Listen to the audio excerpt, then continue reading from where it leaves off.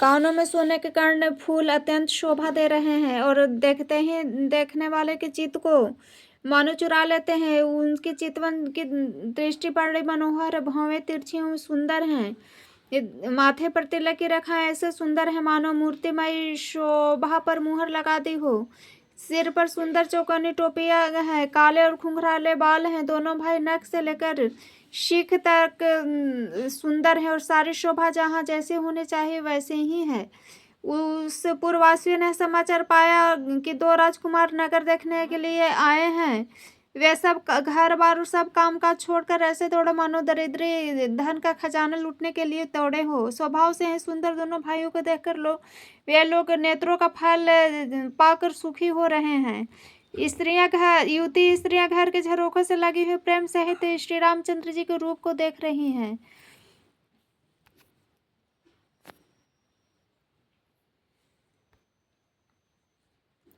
वे आपस में बड़े प्रेम से बातें कर रहे हैं। सखी, इन्होंने करोड़ों कामदेव की छवियों को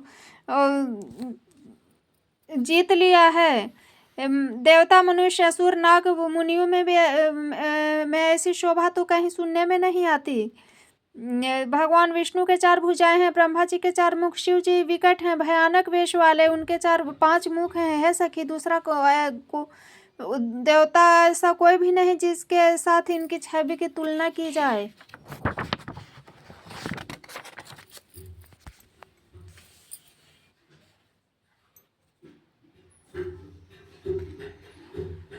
इनकी किशोर अवस्था है, सुंदरता के घर, सांवले और गोरे रंग के तथा सुख के धाम है। इनके अंग अंग पर करोड़ों अरबों की कामदेव को निछावर कर देना चाहिए। हे सखी, भला कहो तो ऐसा कौन शरीरधारी होगा जो इस रूप को देखकर मोहित न हो जाए। तब कोई दूसरे सखी प्रेम सहित कोमल वाणी से बोली, है सयानी, मैंने सुना है, उसे सुनो। यह दोनों राजकुमार महाराज दशरथ जी के पुत्र हैं। बाल राजहंसों का सुंदर जोड़ा है। यह मुनि विश्वामित्र के यज्ञ की रक्षा करने वाले हैं। इन्होंने युद्ध के मैदान में राक्षसों को मारा है, जिनका श्याम शरीर और सुंदर कमल जैसे नेत्र हैं, जो मरीच सुबाहु के मद को चूर करने वाले हैं और सुख की खान है, और जो हाथों में धनुष बाण लिए हुए हैं वे कौशल्या जी के पुत्र हैं। इनका नाम राम है। जिनका रंग गोरा, किशोर अवस्था है, और जो सुंदर वेश बनाए हैं, हाथों में धनुष बाण लिए श्री रामचंद्र जी के पीछे पीछे चल रहे हैं। वे इनके छोटे भाई हैं। इनका नाम लक्ष्मण है सखी सुनो, उनकी माता सुमित्रा है। जिनका दोनों भाई ब्राह्मण विश्वामित्र का काम करके रास्ते में मुनि गौतम की स्त्री अहल्या के उद्धार करके यहाँ धनुष यज्ञ देखने आए हैं। सुनकर सब स्त्रियां प्रसन्न हो गईं। श्री रामचंद्र जी की छवि देखकर कोई एक दूसरे सखी कहने लगे, यह वर जानकी योग्य है सखी। यदि कहीं राजा इन्हें देख ले तो प्रतिज्ञा छोड़कर हठपूर्वक इन्हें से विवाह कर देंगे। किसी ने कहा, राजा इन्हें पहचान लिया और मुनि के सहित इनका आदर पूर्वक सम्मान किया है, परंतु है सखी, राजा अपना प्राण नहीं छोड़ते। वह होनहार के वशीभूत होकर हठपूर्वक अविवेक की का ही आश्रय लिए हुए हैं। कोई कहती यदि विधाता भले हैं और सुना जाता है तो वे सबको उचित फल देते हैं, तो जानकी को यही वर मिलेगा। है सखी, इसमें संदेह नहीं है। जो दय योग से ऐसा संयोग बन जाए तो हम लोग कृतार्थ हो जाए। है सखी, मेरे तो इसी से इतनी अधिक आतुरता हो रही है कि इस नाते कभी ये यहाँ आवेंगे, नहीं तो विवाह न हुआ तो है सखी सुनो, हमको इनके दर्शन दुर्लभ है। संयोग तभी हो सकता है जब हमारे पूर्वजन्मों के बहुत पुण्य हो। दूसरी सखी ने कहा, है सखी, ये तुमने बहुत अच्छा कहा, इस विवाह से सभी का परम हित है। किसी ने कहा, शंकर जी का धनुष कठोर है और ये सांवले राजकुमार कोमल शरीर के बालक हैं।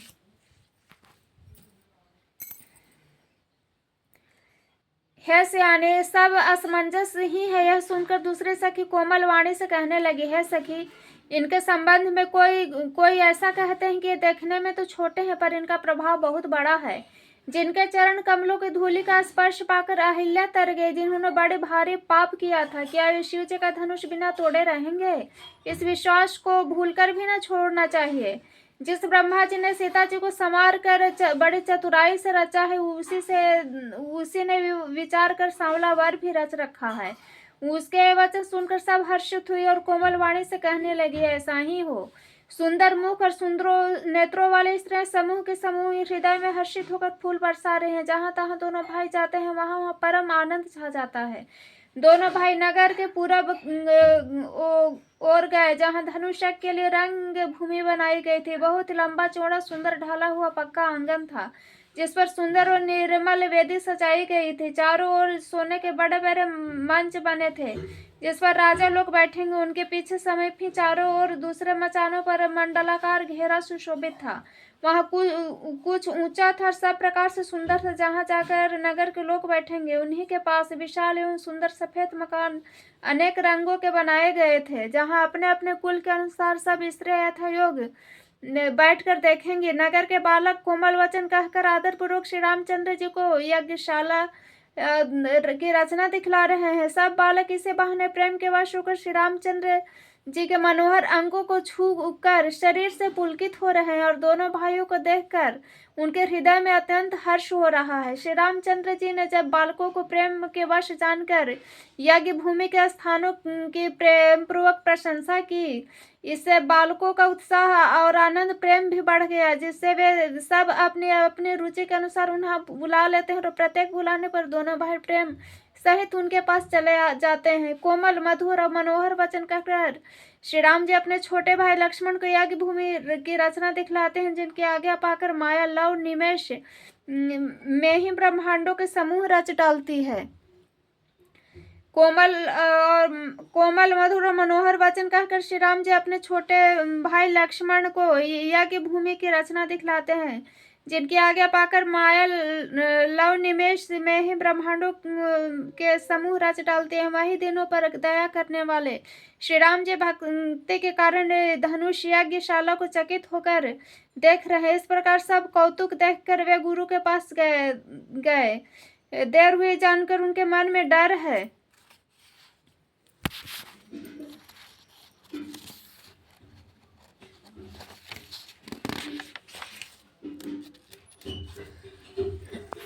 जिनके भय से डर उनको भी डर लगता है प्रभु।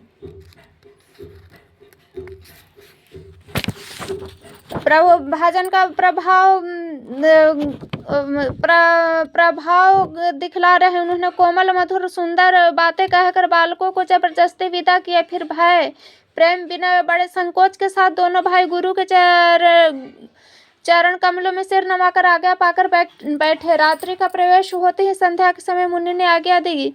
तब सबने संध्या वंदन किया। फिर प्राचीन कथाएं तथा इतिहास कहते सुनते सुंदर रात्रि दोपहर बीत गए। तब श्रेष्ठ मुनि ने आकर शयन किया। दोनों भाई उनके चरण दबाने लगे, जिनके चरण कमलों के लिए वैराग्यवान पुरुष भी भांति भांति के जप तथा योग करते हैं, वे ही दोनों भाई मानो प्रेम से जीते हुए प्रेम पूर्वक गुरु जी के चरण कमलों को दबा रहे हैं। मुनि ने बार बार आज्ञा दी। तब श्री रघुनाथ जी ने जाकर शयन किया।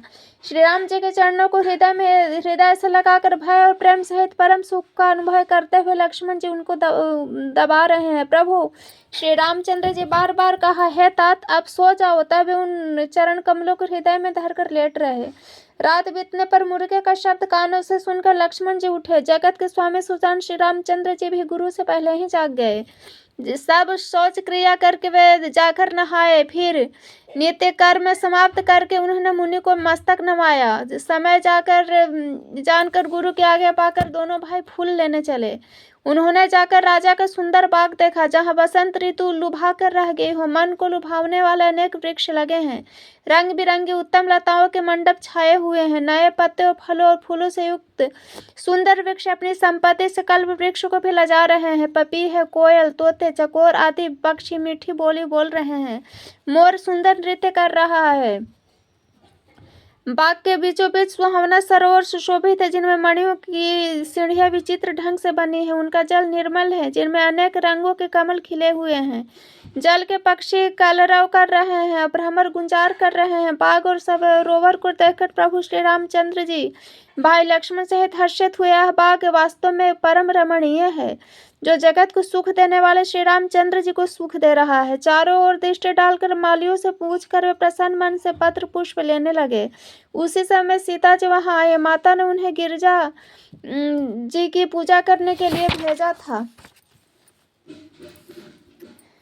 साथ में सुंदर और सयानी सखियां हैं जो मनोहर वाणी से गीत गा रहे हैं। सरोवर के पास गिरिजा जी का मंदिर सुशोभित है जिनका वर्णन नहीं किया जा सकता।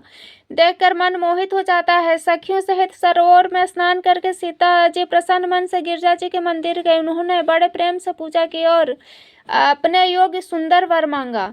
एक सखी सीता जी का हाथ छोड़कर फुलवाड़ी देखने चली गई। उन्होंने जाकर दोनों भाइयों को देखा और प्रेम में विह्वल होकर सीता जी के पास आई। सखियों ने उनकी दशा देखकर उसका शरीर पुलकित और नेत्रों में जल भरा है। सब कोमल वाणी से पूछने लगी कि अपनी प्रसन्नता का कारण बता। उसने कहा है, दो राजकुमार बाग देखने आए हैं, किशोर अवस्था के हैं, सब प्रकार से सुंदर हैं। वे सांवले और गोरे हैं। उनके सौंदर्य को मैं कैसे बखान कर कहूँ। वाणी बिना नेत्र की है, नेत्रों के वाणी नहीं है। यह सुनकर सीता जी के हृदय में बड़ी उत्कंठा जानकर सब सयानी सखियां प्रसन्न हुई। तब एक सखी कहने लगी, है सखी, ये वही राजकुमार है जो सुना है कि कल विश्वामित्र मुनि के साथ आए हैं और जिन्होंने अपने रूप की मोहनी डालकर नगर के स्त्री पुरुषों को अपने वश में कर लिया है। जहाँ तहाँ सब लोग उनकी छवि का वर्णन कर रहे हैं। अवश्य चलकर उन्हें देखना चाहिए। उनके वचन सीता जी को अत्यंत प्रिय लगे और दर्शन के लिए उनके नेत्र अकुला उठे। उसी प्यारी सखी को आगे करके सीता जी चली। पुरानी प्रीति को लख नहीं पाता। नारद जी के वचनों का स्मरण करके सीता जी के मन में पवित्र प्रीति उत्पन्न हुई। वे चकित होकर सब और इस तरह देख रही हो माने डरी हुई मृग छौनी इधर उधर देख रही हो। कंकण, हाथों के कर्ण, करधनी और पायजेब के शब्द सुनकर श्री रामचंद्र जी हृदय में विचार कर लक्ष्मण से कहते हैं, यह ध्वनि कैसी आ रही है, मानो कामदेव ने विष्णु को जीतने का संकल्प करके डंके पर चोट मारी है। ऐसा कहकर श्री राम जी ने फिर उस ओर देखा। श्री सीता जी के मुख रूपी चंद्रमा को निहारने के लिए उनके नेत्र चकोर बन गए।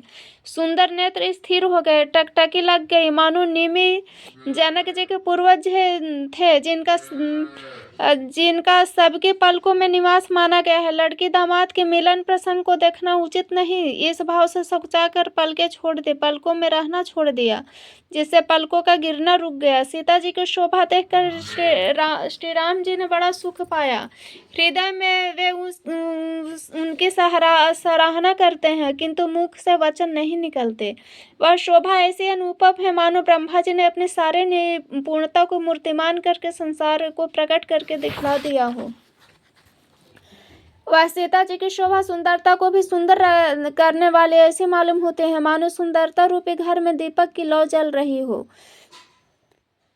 सीता जी की सुंदरता रूपी दीप शिखा को पाकर जगमगा उठा हो, पहले से भी अधिक सुंदर हो गया हो। सारी उपमाओं को तो कवियों ने जूठा कर रखा है। मैं जनक नंदिनी श्री सीता जी किसकी उपमा दूं। इस प्रकार हृदय में सीता जी का शोभा वर्णन करके और अपनी दशा के विचार कर प्रभु श्री रामचंद्र जी पवित्र मन से अपने छोटे भाई लक्ष्मण से समय अनुकूल वचन बोले, है तात, यह वही जनक जी की कन्या है जिनके लिए धनुष यज्ञ हो रहा है। सखियां इसे गौरी पूजन के लिए लेकर आई है। यह फुलवाड़ी में प्रकाश करती हुई फिर रही है। सीता जी के अलौकिक सुंदरता देखकर स्वभाव से ही पवित्र मेरा मन शुद्ध हो गया। यह सब कारण अथवा उसका सब कारण जो विधाता जाने, किंतु हे भाई सुनो, मेरे मंगलदायक दाहिने अंग फड़क रहे हैं। रघुवंशियों का यह सहज जन्मगत स्वभाव है कि उनका मन कभी कुमार्ग पर पैर नहीं रखता। मुझे तो अपने मन का अत्यंत ही विश्वास है कि जिसने जागृत की कौन कहे, स्वप्न में भी पराई स्त्री पर दृष्टि नहीं डाली है। रण में शत्रु जिनकी पीठ न देख पाते, पराई स्त्री जिनके मन में दृष्टि नहीं खींच पाती, भिखारी जिनके यहाँ इसे ना ही नहीं पाते, ऐसे श्रेष्ठ पुरुष संसार में थोड़े हैं। क्यों श्री राम जी छोटे भाई से बातें कर रहे हैं पर मन सीता जी के रूप में लुभाया हुआ है। उनके मुख रूपी कमल के छवि रूप मकरंद रस को भंवरे की तरह पी रहा है। सीता जी चकित होकर चारों ओर देख रहे हैं। मन इस बात की चिंता कर रहा है कि राजकुमार कहाँ चले गए।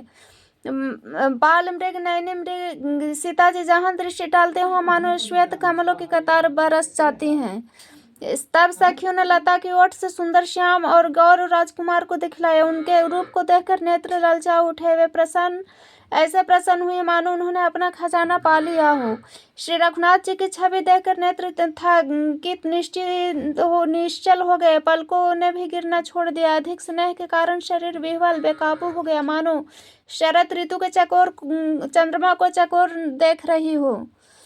नेत्रों के राष्ट्र श्री रामचंद्र जी को हृदय में लाकर चतुर शिरोमणि जानकी जी पलक के किवाड़ लगा दिया। जब सखियों ने सीता जी को प्रेम के वश जाना, तब मन में सकुचाकर कुछ कह नहीं सकती थी।